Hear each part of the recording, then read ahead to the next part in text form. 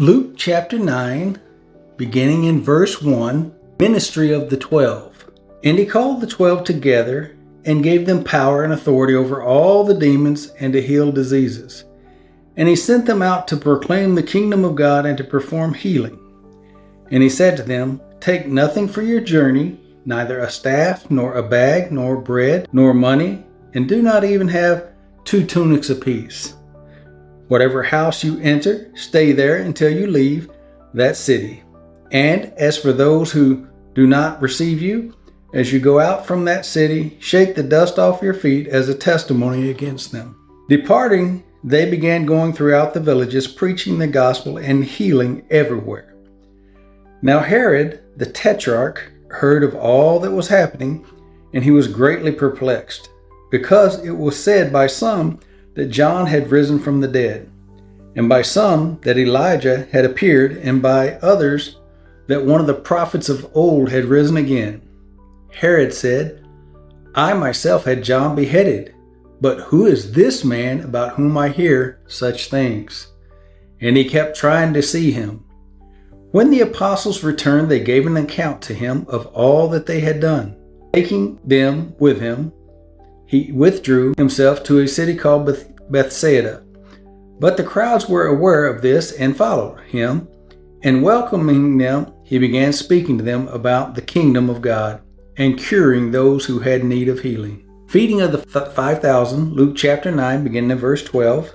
Now the day was ending, and the 12 came and said to him, Send the crowd away that they may go into the surrounding villages and countryside and find a lodging and get something to eat. For here we are in a desolate place. But he said to them, You give them something to eat. And they said, We have no more than 5 loaves and 2 fish, unless perhaps we go and buy food for all these people? For there were about 5,000 men. And he said to his disciples, Have them sit down to eat in groups of about 50 each. They did so, and had them all sit down. Then he took the 5 loaves and the 2 fish, and looking up to heaven, he blessed them and broke them, and kept giving them to the disciples to set before the people. And they all ate and were satisfied. And the broken pieces which they had left over were picked up, 12 baskets full. And it happened that while he was praying alone, the disciples were with him, and he questioned them, saying, Who do the people say that I am?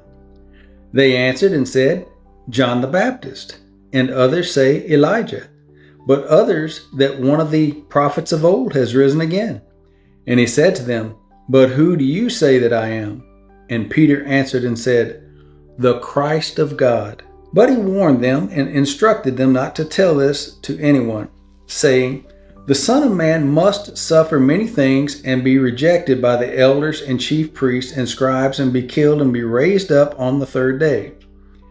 And he was saying to them all, If anyone wishes to come after me, he must deny himself and take up his cross daily and follow me. For whoever wishes to save his life will lose it, but whoever loses his life for my sake, he is the one who will save it. For what is a man profited if he gains the whole world and loses or forfeits himself? For whoever is ashamed of me and my words, the Son of Man will be ashamed of him when he comes in his glory and the glory of the Father and of the holy angels. But I say to you truthfully, there are some of those standing here who will not taste death until they see the kingdom of God. The Transfiguration, Luke chapter 9, beginning in verse 28. Some 8 days after these sayings, he took along Peter and John and James and went up on the mountain to pray. And while he was praying, the appearance of his face became different, and his clothing became white and gleaming. And behold, 2 men were talking with him. They were Moses and Elijah, who, appearing in glory, were speaking of his departure, which he was about to accomplish at Jerusalem. Now Peter and his companions had been overcome with sleep, but when they were fully awake, they saw his glory and the 2 men standing with him. And as these were leaving him, Peter said to Jesus, Master, it is good for us to be here. Let us make 3 tabernacles, one for you, and one for Moses, and one for Elijah," not realizing what he was saying. While he was saying this, a cloud formed and began to overshadow them, and they were afraid as they entered the cloud. Then a voice came out of the cloud saying, "This is my Son, my chosen one. Listen to him." And when the voice had spoken, Jesus was found alone, and they kept silent and reported to no one in those days any of the things which they had seen.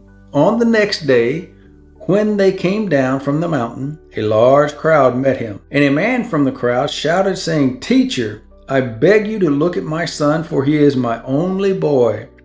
And the spirit seizes him, and he suddenly screams, and it throws him into a convulsion, with foaming at the mouth, and only with difficulty does it leave him, mauling him as it leaves. I begged your disciples to cast it out, and they could not."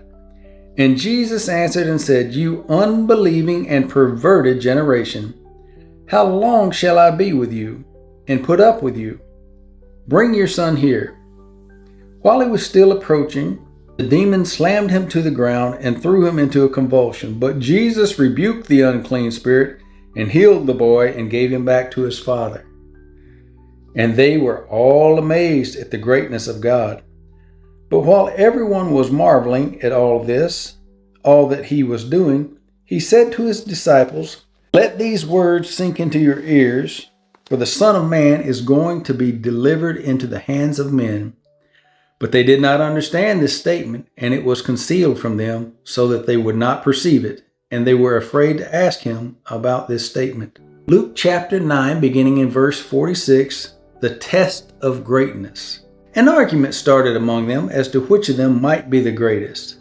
But Jesus, knowing what they were thinking in their heart, took a child and stood him by his side, and said to them, "Whoever receives this child in my name receives me, and whoever receives me receives him who sent me. For the one who is least among all of you, this is the one who is great." John answered and said, "Master, we saw someone casting out demons in your name, and we tried to prevent him because he does not follow along with us." But Jesus said to him, "Do not hinder him, for he who is not against you is for you." When the days were approaching for his ascension, he was determined to go to Jerusalem, and he sent messengers on ahead of him, and they went and entered a village of the Samaritans to make arrangements for him, but they did not receive him, because he was traveling toward Jerusalem. When his disciples, James and John, saw this, they said, "Lord, do you want us to command fire to come down from heaven and consume them?" But he turned and rebuked them and said, "You do not know what kind of spirit you are of, for the Son of Man did not come to destroy men's lives, but to save them." And they went on to another village. Luke chapter 9, beginning in verse 57, exacting discipleship. As they were going along the road, someone said to him, "I will follow you wherever you go." And Jesus said to him, "The foxes have holes, and the birds of the air have nests, but the Son of Man has nowhere to lay his head." And he said to another, "Follow me." But he said, "Lord, permit me first to go and bury my father." But he said to him, "Allow the dead to bury their own dead. But as for you, go and proclaim the kingdom of God." Another also said, "I will follow you, Lord, but first permit me to say goodbye to those at home." But Jesus said to him, "No one, after putting his hand to the plow and looking back, is fit for the kingdom of God."